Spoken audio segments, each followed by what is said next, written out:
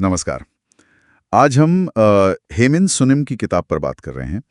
The things you can see only when you slow down. मतलब धीमे चलो, जीवन देखो। इसका एक सार हमारे पास है और कोशिश ये रहेगी कि समझें कि आज की भागदौड़ वाली जिंदगी में ना ये किताब कैसे सुकून या स्पष्टता पाने में मदद कर सकती है। इसमें जीन बौद्ध सोच है, लेखक के अपने अनुभव हैं। तो चलिए थोड़ा ठहर कर इसमें गोता लगाते हैं। हाँ, बिल्कुल। और ये आज के समय में मतलब देखा जाए तो ये बहुत ज़रूरी भी है।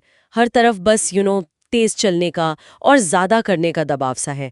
ऐसे में रुककर अपने अंदर झांकने का ये संदेश मुझे लगता है बहुत प्रासंगिक है, सीधा दिल पे लगता है। ये किताब याद दिलाती है कि असली शांति कहीं बाहर नहीं, वो हमारे भीतर ही है। सही कहा। और शुरुआत ही होती है आराम के महत्व से। किताब में साफ लिखा है, थक गए हो तो आराम करो। सुनने में कितना आसान लगता है, पर असल जिंदगी में हम रुकने को अक्सर कमजोरी मान लेते हैं ना, या आलस। हाँ, बिल्कुल। जबकि ये कहती हैं कि नहीं, ये खुद की देखभाल है, ये जरूरी है। हाँ, और जब हम शरीर और मन को आराम देते हैं तभी तो चीजें ज्यादा साफ नजर आती हैं। बिल्कुल। और यहाँ से बात जुड़ती है सचेतनता की, माइंडफुलनेस जिसे कहते हैं। मतलब सिर्फ ध्यान लगाना नहीं, बल्कि जो भी कर रहे हैं, जैसे चलना, खाना या इंतजार करना, उस पल में पूरी तरह मौजूद रहना। ये मन को अतीत के पछतावों में या भविष्य की चिंताओं में भटकने से रोकता है। वो सचेतनता की ऊर्जा हमें इसी पल में जागरूक रखती है, जगाए रखती है। और एक और दिलचस्प बात, जुनून मतलब पैशन के बारे में किताब कहती है, पूर्ति का मार्ग हमेशा अधिक प्रयास का मार्ग नहीं होता। ये थोड़ा अलग है आजकल के हसल कल्चर से। क्यों? हाँ, ये बिल्कुल अलग नजरिया है। ये बताती है कि सच्चा जुनून वो है जो आपको जलाता नहीं, बल्कि आपको ऊर्जा देता है, जो आपको आपके अंदरूनी मूल्यों से जोड़ता है। अच्छा, तो ये बर्नआउट से बचने का एक तरीका हुआ। हाँ, कह सकते हैं।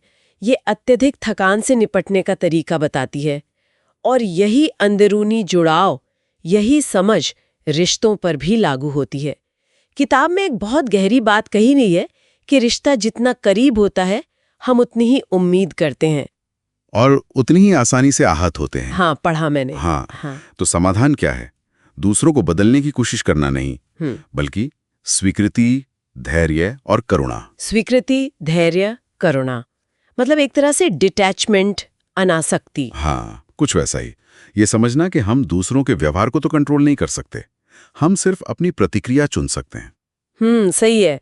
और प्यार के बारे में भी कुछ ऐसा ही नजरिया है। बिल्कुल। इसकी शुरुआत होती है आत्म प्रेम और स्वीकृति से। मतलब आप जैसे हैं वैसे ही प्यार के योग्य हैं। हाँ, अगर हम अंदर से खाली महसूस कर रहे हैं और बाहर प्यार ढूंढ रहे हैं, तो वो असुरक्षा को बढ़ाएगा। सही कहा। तो पहले खुद को स्वीकारना, ये बहुत जरूरी है। और जीवन और भविष्य को लेकर भी यही दृष्टिकोण अपनाने को कहा गया है। हाँ, वही बात है। इतना संघर्ष करने की कोई आवश्यकता नहीं है।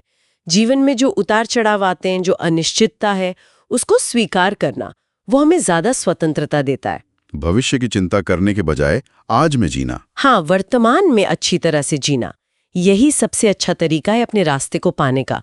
बहुत ज्यादा जुनूनी होने की जरूरत नहीं कि सही रास्ता कौन सा है। और अंत में आध्यात्मिकता, उसको भी बहुत सरल रखा है। बहुत सरल। आध्यात्मिक जीवन गंभीर होने के बारे में नहीं है, ये वास्तविक होने के बारे में है। मतलब ये मंदिरों या कर्मकांडों तक ही सीमित नहीं है। नहीं, बिल्कुल नहीं। ये तो रोजमर्रा की करुणा में है, स्पष्टता में है, कृतज्ञता में है, छोटी छोटी चीजों में।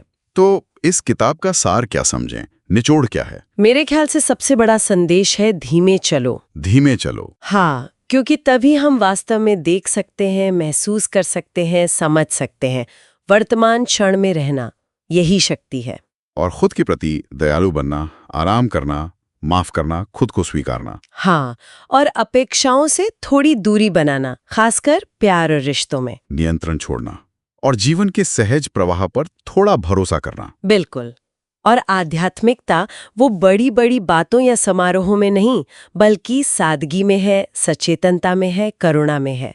हेमंत सुनिम हमें यही याद दिलाते हैं कि शांति के लिए जो कुछ भी चाहिए ना, वो हमारे भीतर पहले से मौजूद है। हमें बस धीमा होना है, सांस लेनी है और ध्यान देना है। हाँ, जब हम वो जल्दबाजी, वो तुलना, वो हर चीज कंट्रोल करने की कोशिश, जब ये सब छोड़ देते हैं तो हम शायद उससे जुड़ पाते हैं जो वाकई मायने रखता है। सही कहा। तो चलते चलते बस एक विचार छोड़ जाते हैं, इस भागदौड़ भरी दुनिया में अपनी रफ्तार थोड़ी धीमी करने का और इसी पल में सुकून पाने का, इसका व्यक्तिगत मतलब क्या हो सकता है? ये सिर्फ एक विचार है, इस पर सोचिएगा जरूर।